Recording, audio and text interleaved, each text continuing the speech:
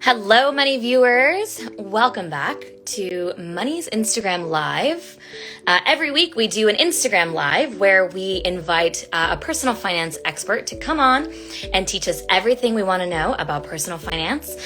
This week we have Pamela Capalid. She is a certified financial planner and the founder of Brunch and Budget. Just give me one moment to get her into our live. Let's see here. We are connecting. Pam, hey. Hello, how are you? How's everything? Everything's good. It's been fun being on your IG takeover today. So exciting. So for those of you guys that are just tuning in, welcome back to Money's Instagram Live. Every week we feature an amazing personal finance expert that teaches us everything we want to know about money. This week we have the amazing Pamela Capalid. She is the founder of Brunch and Budget, where pre-pandemic, she literally goes out to brunch with you and goes over your finances and teaches you about money and what you can do. But, because of COVID, I'm sure you've been doing everything digitally, right? Oh yeah, no, everything has been virtual. We still do virtual brunches. Feel free to eat when you meet with us still, because food is always good. But yeah, we pivoted big time, and our brunches have always been pay what you can, but we really mean it now. Like if you need to pay $1, if you need to pay $10 just to talk to an expert and make sure you're talking to a certified financial planner, there's so many things going on right now with COVID and the CARES Act that we just want to help people navigate it. 100%. And so, okay, guys, so we are going to talk everything personal finance. So drop your questions off at the bottom. This is Pamela Capalid. She's a certified financial planner, a CFP, the founder of Brunch and Budget. If you guys didn't see, she was doing a whole Instagram story takeover today, so you can get a feel for the life of Pamela. She's amazing. So Pam, talk to us a little bit about what a CFP is. And just so you guys know in the audience, this is very generic personal finance advice, so don't take it as your own very specific personal finance advice. Everybody has different situations when it comes to money. And so if you're looking for something a little bit more specific, definitely go find a CFP that can handle your specific situation. But this is just for informational purposes only, so that you guys, our audience, is aware of what to do with your money. So Pam, talk to us a little bit about what a CFP is, and talk to us a little bit about Brunch and Budget. Yeah, first of all, thank you for doing my disclaimer for me. Ditto on everything Mercedes just said. But a CFP, it's something that I started in the industry back in 2008, the last recession. And I actually have a literature degree, so I also had no idea what a CFP is when I was coming into finance. And a CFP stands for Certified Financial Planner. And what it is it is a designation. It's a very rigorous designation. You have to have 3 years of financial planning experience with a firm. You have to take this very long, involved test. You have to take 7 courses. So you have to do 2 years worth of coursework to be able to qualify for the CFP designation. And the thing about a CFP that's super important, I think is really valuable, is that we are fiduciaries. And the word fiduciary means that we are required to have your best interest in mind. It seems silly to even have to have that specification, because every financial professional should have your best interest in mind. But fiduciaries in particular in this industry, all CFPs are required to be them. We have to present you with not only the best advice, but also the advice that is the least expensive for you. So the other option is suitability, which means that even if the advice fits for you, if it ends up making someone more money, then they can technically present that to you. We can't do that as CFPs. The other thing that's great about a CFP is we are obligated to the CFP board. And the thing about the CFP board is if you have an issue or you run into a complaint that you need to make against a CFP, then you can go to the CFP board and they can investigate it for you. So that's another thing that is good for your safety and your security in terms of figuring out what kind of financial professional you want to work with.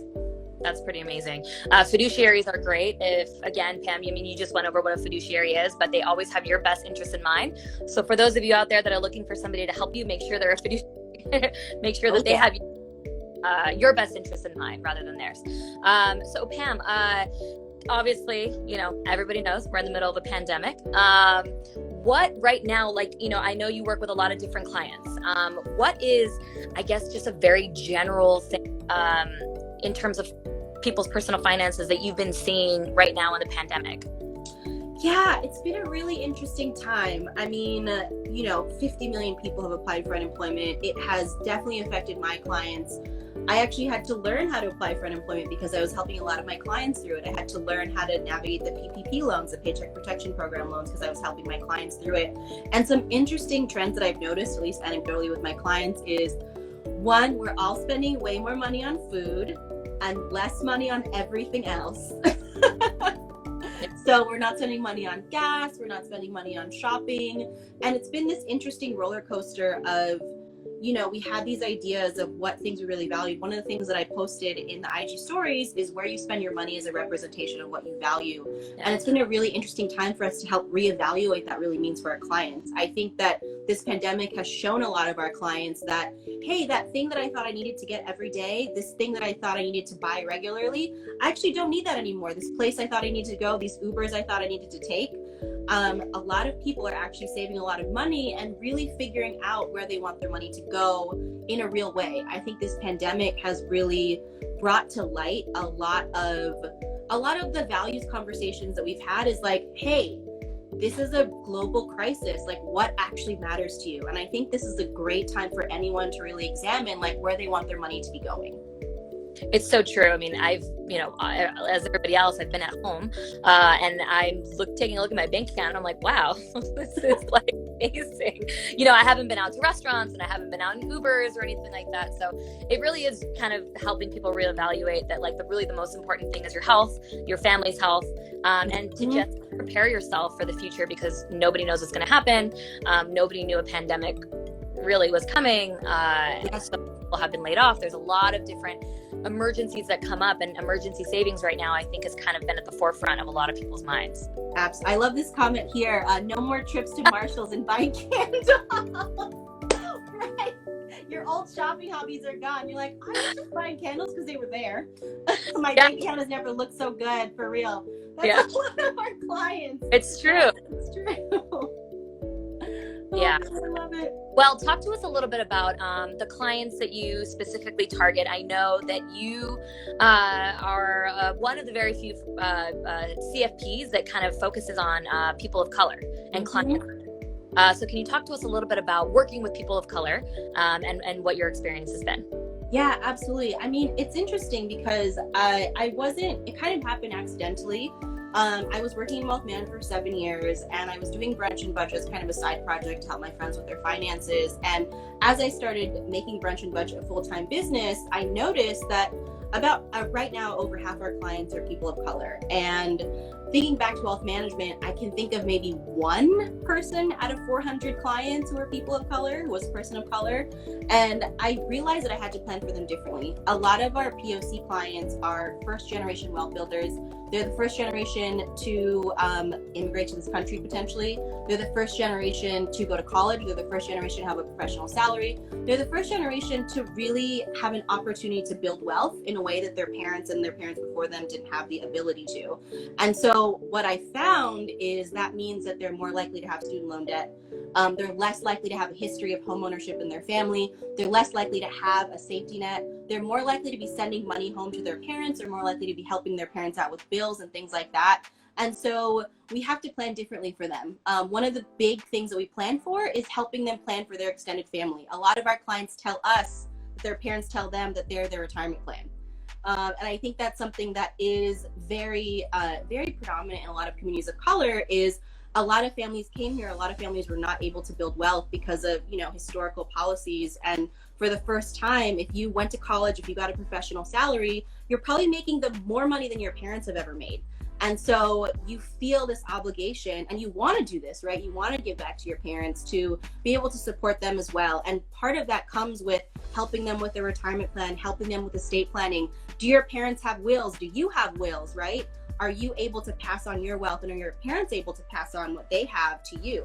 And I think that's a huge conversation that we're having. The other thing about POC is, home ownership is something that there's a very stark difference. The stats show that about 70% of white families own a home and only about 40% of Black families own a home, for instance. And home ownership is one of the number one ways to build wealth in this country.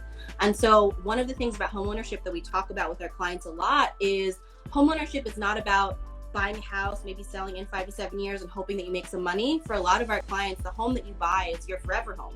It's the home that you're going to be able to pass down generationally. It's the home that you're leaving your legacy for your kids to. And I think that's another big conversation that we tend to have with them.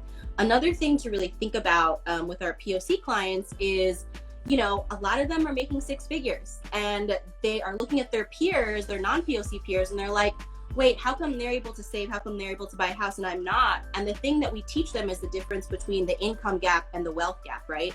The income gap may be closing, maybe you're making the same amount of money as all of your peers and all of your colleagues, but you have additional family obligations that they don't, right? So you're not expecting an inheritance. You're sending money home to your parents. And so often I found that a lot of our POC clients have more student loan debt and more consumer debt, not because they're spending frivolously, not because they don't know how to manage their money, but because they're managing potentially multiple family members' money too. And I think that's one thing to keep in mind when you're working with POC clients. If you are a POC and this connects with you, don't worry, you're working hard, you're not crazy. It is harder for us, it really is. Right. I think a lot of people of color, you know, myself included, or friends that I talk to, and you and I actually chatted about this before this live, was, you know, thinking about, instead of buying yourself a home, buying your family a home, or buying your parents a home, or helping them pay their mortgage off. I'm sure you've seen a lot of that in your clients and in your work. Yeah, absolutely. I feel like that there's this, help me buy a house. And a POC client milestone is, I helped my parents buy a house. And I think that speaks very much to generationally just how we need to think about our finances differently. I think that when it comes to thinking about your money and thinking about wealth, is a lot of us are going a generation back. And we're doing that because our parents did sacrifice so much to get us to where we are. Yeah. Right. And it doesn't feel like an obligation. It's something that we want to do. It's something that would make us proud to be able to do. And I think that when we think about it in that way, and we think about us kind of being sandwiched between 2 generations, right? We're helping our parents before us and we're planning to help our kids after us if you decide to have kids. I think that figuring out how to plan between those 2 generations is one of the critical parts of being a financial planner for POC. It's so important. I mean, this conversation that we're having is so important, you know, especially in today and the climate that's going on. I'm so glad that you and I are able to have conversations like this. I think it's super important to bring information like this out to the limelight. You know, and I, you know, I've done a lot of interviews with people of color, and I speaking to them about how they grew up with money. Did they talk about money in their home or not? Were they educated in personal finance? A lot of the POCs that I've spoken to and have interviewed, a lot of them have said no. You know, we haven't had that knowledge, and we haven't had any teaching us about personal finance. So I think that also plays into a big part of that.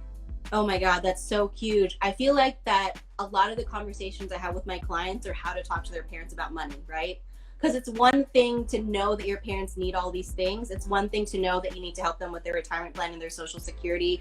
It's another thing to ask them about it and have them not feel like the adults in the relationship. Right. I think as we're entering our 30s and 40s and we're realizing that we need to start having these conversations with our parents, we also realize that, wait a minute, we never talked about it when I was a kid either. I don't know how my parents think or feel about money. I don't know how they handle it. I don't know where any of their stuff is. And for a lot of our clients, myself included, it took me years to get my parents to get comfortable with the idea of even thinking about an estate plan, you know, and knowing that they needed this kind of stuff. It's not comfortable to talk about or think about for anyone. But it's so important, because if you don't have your estate, if you don't have all your information in order at the end, it can go to court. The court can take a lot of that money. And it's really bad. So make sure to do your research and get all of that, all of your estate planning in order. Oh my God, listen, an estate plan is, we had an estate planning attorney on the show a couple years ago who was amazing. And she blew our minds, because one of the things she said is that she believes that estate planning is the #1 way to end generational poverty. If you accumulate all this wealth in your lifetime and you're not able to pass it on to your family properly, it's just gone. I mean, you look at like the people who have died recently, Prince, Aretha Franklin, they both died without estates. They both died without wills. Every year, $2 million gets siphoned off of Prince's estate and goes to attorney's fees and court fees. And he was so philanthropic and he was so generous. And to not have that legacy to be able to pass that on is heartbreaking. Right. And so I think that the system feels so foreign and feels so complicated. And it is another thing that we have to take on. I don't know about you, but I had to fill out my own FAFSA form too. I remember being 17 and being like, Mom, can I see your tax return? I'm having to explain to her why. And I feel like it's the same thing all over again, right? You're like, Mom, can I see your retirement plan? It's true. It's so true. We're, you know, a lot of us are first generation, including myself. And, you know, we're kind of going on this path alone, and it's people like you that give us the information and the knowledge that we need to learn, and then take it upon ourselves to pass it on to the next generation, whether we have kids or not, or close family members, younger family members. I think it's so important to have conversations like this, and to read a lot of books about personal finance. The fact that they don't teach this in school is like crazy to me. You know, taking geometry and all that other stuff that I've never used in my life. Yep. How to do your taxes or how to launch an LLC or anything like that. So anyway, thank you, Pam, for all of your amazing words and all your information. For those of you that are tuning in, this is Pamela Capalid. She is the founder of Brunch and Budget. Go follow her on Instagram at Brunch and Budget, and please drop your questions below. She's a certified financial planner. She has your best interests in mind. So Pam, we actually we solicited questions from our audience prior to this live. So let me just pull up my questions here. So a lot of people are asking about savings and how much of a paycheck should go into savings. So talk to us a little bit about breaking up your money. How much should you spend? How much should you save? A lot of people don't really know. Yeah, for sure. I mean, I think that the personal finance world is full of a lot of shoulds. You should save this much. You shouldn't have this much. You shouldn't spend money on this. You should instead be saving it on that. And there's this whole like wants versus needs. Only spend money on your needs. And one of the things that we like to say at Brunch and Budget is wants are needs too. Wants are needs too. And when it comes to figuring out how much to save, it's about figuring out not only what you need to save for, but what you want to save for. I think when it comes to percentages, it's so personalized, and it's something that it's based on the ability that you have at the moment, right? I think that we're told to save 10% of our paycheck, or that our rent should only be like 30% of our paycheck, or whatever it is. And what ends up happening is you see that, and that's not how your life looks, and you end up just giving up and saying, well, I'm already a failure, so why should I even try, right? And so one of the things that we also say at Brunch and Budget is savings is not an amount. Savings is an action. And so it's not about how much to save. It's the fact that you integrate savings into your habits. It's the fact that you integrate any amount of savings into your daily life. So whether that means you're only able to transfer $10 a week into your savings account, or $25 a month, or whatever that is, if you're starting off right now, just start the habit of saving. Start the habit of saving, start the habit of keeping in there. And then as time goes on and you understand like how much you can save, you're able to put more and more towards it. And pretty soon, like, my clients will tell me how much they think they can save. You know, when you start to get into the habit and you just like kick it off and say like, okay, I'm committing to this, I'm committing to $10 a week, I'm committing to whatever X amount, and you start to see that savings account grow and that savings account accumulate, then you'll be able to figure out how much savings actually fits in with your lifestyle. And also, as you make more money, as that money grows, then you're able to save more of it, and it just becomes a natural thing. So I'm not a big adhering to percentages type of person. One thing that I want you to figure out is, what are you actually saving for? And it's not necessarily a thing. It could just be a feeling, right? It could just be, I'm saving for security. I'm saving for freedom. I'm saving so I know that I could take care of that next emergency. And the other thing to think about is, you know, the general rule of thumb is to have 3 to 6 months worth of living expenses. But honestly, that's a freaking lot, especially for a lot of POC. I think a lot of the benchmarks that we're given in like traditional personal finance are also not designed for us, right? And are also not designed for the other like financial obligations that we may have.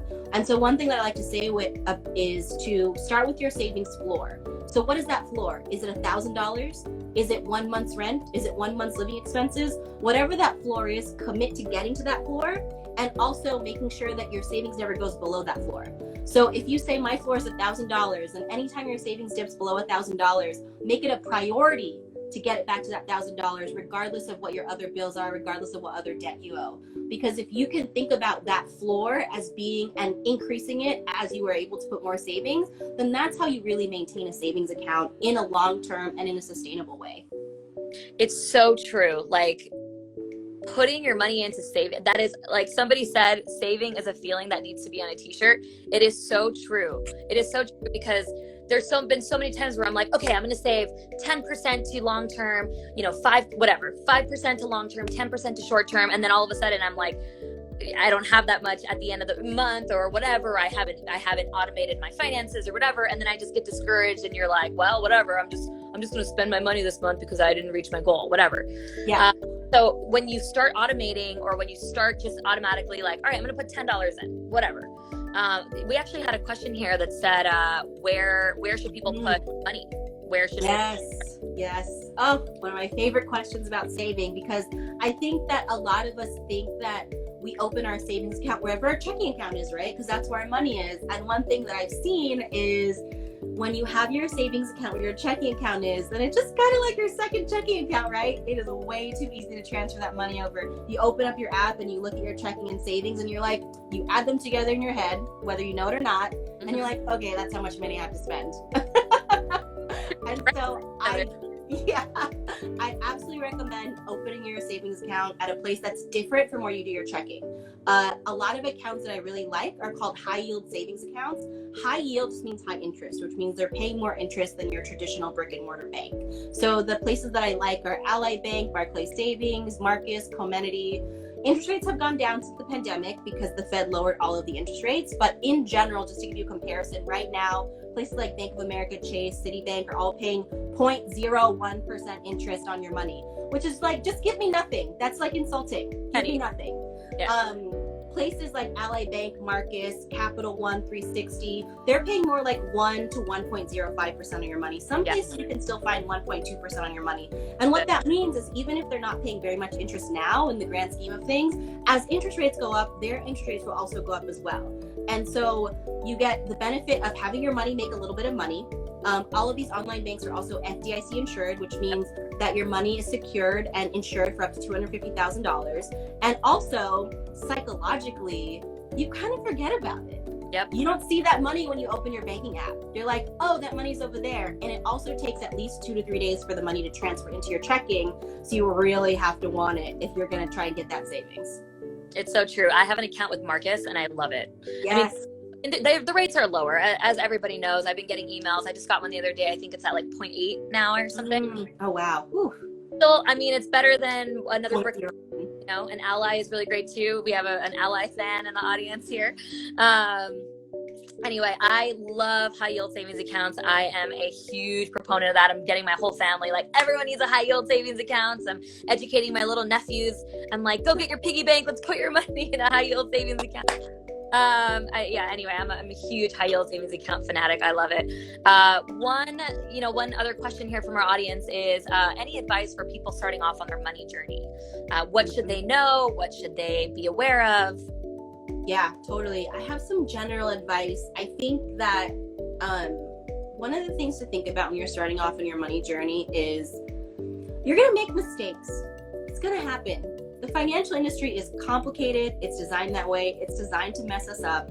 And especially when you're just starting out, you feel like you have a clean slate and you can do it perfectly. And there's no such thing as that. So that's the one thing that I want you to keep in mind as you're starting off on your money journey.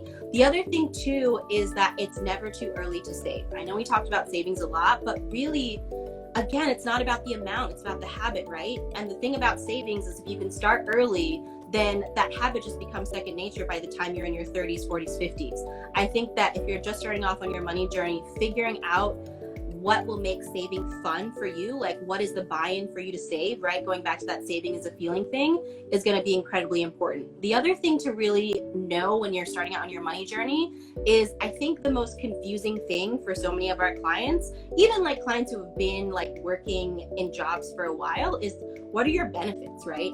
I think that when it comes to starting off on your money journey, it can feel like, one, you are not allowed to negotiate, which you are. That was the biggest mistake I made when I got my first job, is I didn't know that you could negotiate and just ask for more money right off the bat. Yeah.